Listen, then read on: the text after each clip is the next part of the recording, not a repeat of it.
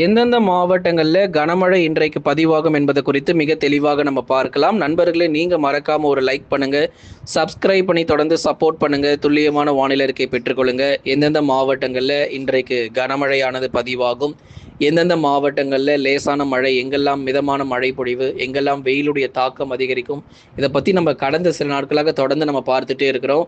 நீங்க தென் மாவட்டங்களை போய் பார்த்தீங்கன்னா தெரியும், நிறைய மாவட்டங்கள்ல மழை பதிவாயிருக்கு. கன்னியாகுமரியில, தென்காசி மாவட்டங்களில் கடந்த 48 மணி நேரத்தில் கடந்த 2 நாட்களாக நீங்கள் போய் பார்த்தீங்கன்னா அந்த தென்காசி, கன்னியாகுமரியில், அதுக்கப்புறம் தேனி மாவட்டத்தின் சில பகுதிகளில், நீலகிரி, கோயம்புத்தூர் சில பகுதிகளில், மேற்கு தொடர்ச்சி மலையொட்டிய மாவட்டங்களில் வலுவான மழை பொழிவுகள் தொடர்ந்து பதிவாகிட்டு இருக்கு. தென் மாவட்டங்களில் சில இடங்களில் மிதமான மழை பொழிவு. ஏற்கனவே கனமழையினுடைய தீவிரம் நம்ம ஏற்கனவே சொன்ன மாதிரி பிப்ரவரி 20 முதல் 27 வரைக்கும் விட்டு விட்டு நமக்கு மழை தொடர்ந்து தென் மற்றும் மேற்கு தொடர்ச்சிங்கிறத நம்ம சொல்லிக்கிட்டே இருந்தோம். மழை கண்டிப்பாக அந்த 2 பகுதிகளிலும் வரும் அப்படின்னு சொல்லிட்டு, அதே மாதிரியே தென் மாவட்டங்களிலும் மேற்கு தொடர்ச்சி மலையொட்டிய மாவட்டங்களிலும் மழை பெய்யாமல் கிடையாது, மழை பதிவாகியிருக்கு. நிறைய பகுதிகளில் இந்த பிப்ரவரி மாதத்தில் நீங்கள் பார்த்தீங்கன்னா திருநெல்வேலி, தூத்துக்குடி, விருதுநகர், தென்காசி, கன்னியாகுமரி, நிறைய பேர் கமெண்ட் செக்ஷனில் கூட நீங்கள் கமெண்ட்லலாம் போட்டிருந்தீங்க.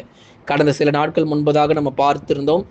தென்காசியில் கனமழை, விருதுநகரில் கனமழை, சாத்தூர், கோவில்பட்டியில் கனமழை அப்படிலாம் சொல்லி கமெண்ட் செக்ஷன்லாம் நீங்கள் போட்டிருந்தீங்க. அந்த ஓரிரு நாட்கள் நல்ல மழை பொழிவு கிடைச்சிது. மறுபடியும் எப்போ உங்களுக்கு மழையினுடைய தீவிரம் இருக்கும் என்பது குறித்ததான தகவலையும், மழையே வராத மாவட்டங்கள், வட தமிழக கடலோர மாவட்டங்கள், டெல்டா மாவட்டங்கள், உள் மாவட்டங்கள், இங்கெல்லாம் மழையே வராத மாவட்டத்திற்கு மழைக்கான சாத்தியங்கள் இருக்குமா அல்லது வெயில் மட்டுமே ரொம்ப தீவிரமாக இருக்குமா என்பது குறித்தும் மிக தெளிவாக நம்ம பார்க்கலாம். கடைசி வரைக்கும் வானிலை அறிக்கையை கேட்டு பயன்பெறுங்க. மறக்காமல் லைக் பண்ணுங்க, சப்ஸ்கிரைப் பண்ணி தொடர்ந்து சப்போர்ட் பண்ணுங்க. துல்லியமான வானிலை அறிக்கையும் பெற்றுக்கொள்ளுங்க.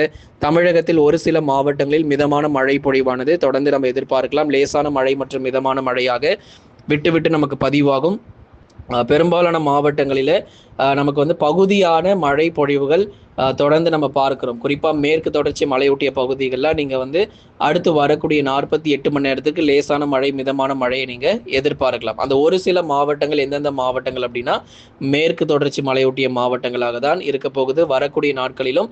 ஏன்னா தென்மேற்கு பருவமழைலாம் வரும்போது அதிகப்படியான மழை கிடைக்கும். இப்போ உங்களுக்கு லேசான மழை, மிதமான மழை தான். நீலகிரி, கோயம்புத்தூர்லாம் இப்போதைக்கு லேசான மழை, மிதமான மழை அவ்வளோதான் இருக்கும். ஏப்ரல் வரைக்கும் உங்களுக்கு பெருசாக மழை எதுவும் கிடையாது. இதே மாதிரி அவ்வப்போது மிதமான மழை, கனமழை மட்டும் பதிவாகிட்டு போயிடும். உங்களுக்கு மே மாதம், உங்களுக்கு 4வது வாரத்திலிருந்து மே மாதம் 4வது வாரம், ஜூன், ஜூலை மற்றும் ஆகஸ்ட், செப்டம்பர் மாதங்கள் எல்லாம் உங்களுக்கு நல்ல மழை பொழிவு கிடைக்கும். அதனால கவலைப்படாதீங்க. எல்னினோவினுடைய தாக்கம் வரப்போகிறது, அதனால மழை பற்றாக்குறையாக இருக்குமா அப்படின்லாம் மேற்கு தொடர்ச்சி மலையொட்டிய மாவட்டத்தில் இருக்கிறவங்க கவலைப்பட தேவையில்லை. ஏன்னா கேரளா, கர்நாடகா, மகாராஷ்டிராவில் பெய்ய வேண்டிய சராசரியான மழை பொழிவு கண்டிப்பாக தென்மேற்கு பருவமழையில் கிடைக்கும். அதில் எந்த விதமான மாற்று கருத்தும் கிடையாது. பாதிக்கப்பட போகிறது வட தமிழக உள் மாவட்டங்கள், வட தமிழக கடலோர பகுதிகள், அதே மாதிரி வட மாநிலங்கள், குறிப்பாக மத்திய பிரதேஷ், பீகார் போன்ற இடங்கள், சத்தீஸ்கர், இந்த மாதிரி இந்தியாவில் இருக்கக்கூடிய ஒரு சில வட மாநிலங்கள் இந்த வருஷம் தென்மேற்கு பருவமழை பற்றாக்குறையாக முடியும் அப்படிங்கிறதுனால தொடர்ந்து விவசாயங்கள் நமக்கு பாதிக்கப்பட வாய்ப்பு இருக்கு. இந்தியாவில் இருக்கக்கூடிய வட மாநிலங்களில் விவசாயிகள் தொடர்ந்து நமக்கு பாதிக்கப்பட வாய்ப்புகள் ரொம்ப அதிகம். ஏன்னா மழை பற்றாக்குறை அப்படிங்கிறது இந்த வருஷம் பார்க்க போறோம்.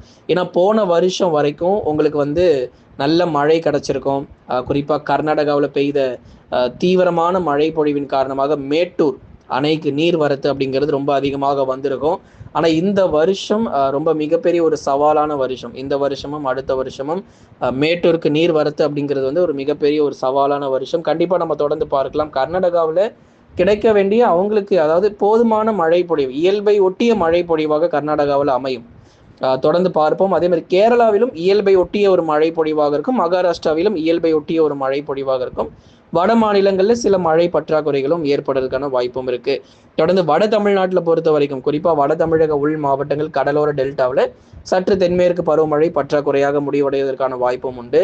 மேற்கு தொடர்ச்சியும் தென் மாவட்டத்தில் சில பகுதிகளும் இயல்பை ஒட்டிய மழை பொழிவு இந்த தென்மேற்கு பருவமழையில எதிர்பார்க்கலாம். அதற்காக நமக்கு மழையே வராமல் போயிடும் அப்படிங்கிறதுலாம் கிடையாது. கோடை காலங்களில் அவ்வப்போது வெப்பசலன இடிமழை நமக்கு நிச்சயமாக உண்டு. தமிழ்நாடு பொறுத்த வரைக்கும் கோடை காலங்களில் நமக்கு அவ்வப்போது வரக்கூடிய வெப்பசலன இடிமழை இருக்கும். ஆனால் தென்மேற்கு பருவமழை சராசரியாக பெய்ய வேண்டிய அந்த மழை பொழிவை பூர்த்தி செய்யுமா அப்படிங்கிறதுல தான் மிகப்பெரிய ஒரு கேள்விக்குறியாக தொடர்ந்து நம்ம பார்க்கிறோம். கடந்த சில நாட்களாக தென் மாவட்டங்களில் பரவலாக மழை பொழிவானது கொட்டி தீர்த்திருக்கு. நீங்கள் பிப்ரவரி 20ஆம் தேதியிலிருந்து 27 வரைக்கும் எடுத்து பாருங்கள்.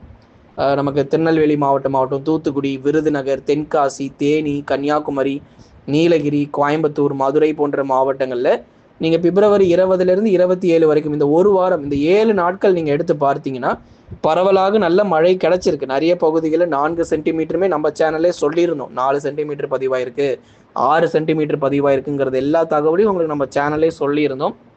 ஆகவே ஜனவரி மாதமும் பிப்ரவரி மாதமும் நமக்கு அவ்வப்போது மழை நமக்கு தொடர்ந்து பதிவாகியது. பொங்கலுக்கு முந்தைய நாட்கள் நம்ம பார்த்தோம் மழை வந்தது. அதே மாதிரி பிப்ரவரி மாதங்கள் நம்ம பார்த்தோம் 20லேருந்து 27 வரைக்கும் இருக்கக்கூடிய நாட்கள் மழை வந்தது. அதே மாதிரி மார்ச் மாதங்கள், ஏப்ரல் மாதத்தில் எப்போ நமக்கு மழை வாய்ப்புகள் இருக்கும் அப்படிங்கிறது சில பேர் கேட்டிருக்கீங்க.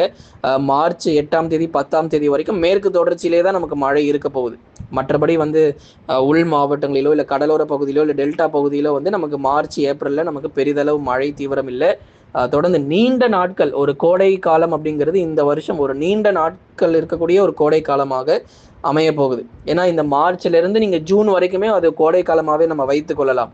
அக்னி நட்சத்திரம் வந்தாதான் அது கோடை காலம் அப்படிங்கிற காலம்லாம் முடிஞ்சு போச்சு. இப்போ நமக்கு மார்ச் வந்தாலே அது கோடை வெயில் தொடங்கக்கூடிய ஒரு மாதமாக தான் பார்க்கிறோம். ஏன்னா மார்ச்சிலேயே சதம் அடிக்கும் போது ஏப்ரல் மற்றும் மே மாதங்களில் கண்டிப்பாக நம்ம கூடுதல் வெப்பநிலையாக தான் இருக்க போகுது.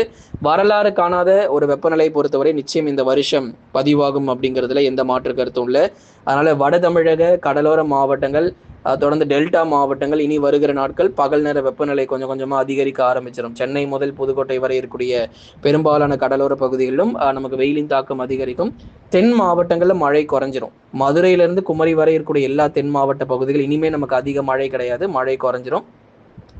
மேற்கு தொடர்ச்சி மலையொட்டிய மாவட்டங்களில் வேணால் சில பகுதிகளில் ஆங்காங்கே லேசான மழை, மிதமான மழையை நீங்கள் எதிர்பார்க்கலாம்.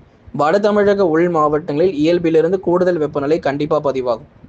குறிப்பாக சேலம் மாவட்டத்தில் 32 டிகிரி செல்சியஸ் பதிவாக வேண்டிய இடத்துல 36 பதிவாயிட்டு இருக்கு. அதேமாதிரி நாமக்கல் மாவட்டங்களில் 32, 33 பதிவாக வேண்டிய இடத்துல இப்போவே 35, 36ன்னு போயிட்டு இருக்கு. அதனால பகல் நேர வெப்பநிலையை பொறுத்த வரைக்கும் தீவிரமாகிட்டே இருக்கு. மார்ச் தொடங்கியாச்சுன்னா கண்டிப்பாக சதம் அடிக்காமல் விடாது. முதல்ல தமிழ்நாட்டில் வெயில் தீவிரம் எங்கே சதம் அடிக்கும் அப்படின்னா அந்த நாமக்கல், ஈரோடு, திருப்பூர், அதுக்கப்புறம் சேலம் போன்ற மாவட்டங்கள், மதுரை, திண்டுக்கல் இது போன்ற தென் மாவட்ட பகுதிகளும் அதே மாதிரி உள் மாவட்டங்கள் சில பகுதிகளில்தான் இந்த வருஷம் முதலாக வெயிலுடைய தீவிரம் அதிகமாக நமக்கு பதிவாக போகுது. அதனால குறித்து கொள்ளுங்க. உள் மாவட்டங்களிலும் தென் மாவட்டங்களும் கணிசமாக நமக்கு வெயிலின் தீவிரம் அதிகமானதுக்கு பிறகுதான் வட தமிழக கடலோர மற்றும் டெல்டா மாவட்டங்களில் வெயிலின் தாக்கம் பொறுத்த வரைக்கும் அதிகரிக்க தொடங்கும். அப்போ நமக்கு ஏப்ரல், மே மற்றும் ஜூன், ஜூலை மாதங்களில் மழையினுடைய தீவிரம் பொறுத்த வரைக்கும் ஒரு சில நாட்கள் இருக்குமே தவிர எல்லா நாட்களும் மழை பொழிவாக அமைய போகிறதும் கிடையாது. மிக தெளிவாக உங்களுக்கு ஒவ்வொரு மாவட்டங்கள் பற்றியும் நம்ம சொல்லிட்டோம். வானிலை எப்படி இருக்க போகுது, இருக்கக்கூடிய வானிலையை அப்படியே நம்ம சொல்லியிருக்கிறோம். அதனால் நண்பர்களே, நீங்கள் தொடர்ந்து ஒவ்வொரு நாளும் வானிலை அறிக்கையை கேட்டு பயன்பெறுங்க. லைக் பண்ணி சப்ஸ்கிரைப் பண்ணி தொடர்ந்து சப்போர்ட் பண்ணுங்கள்.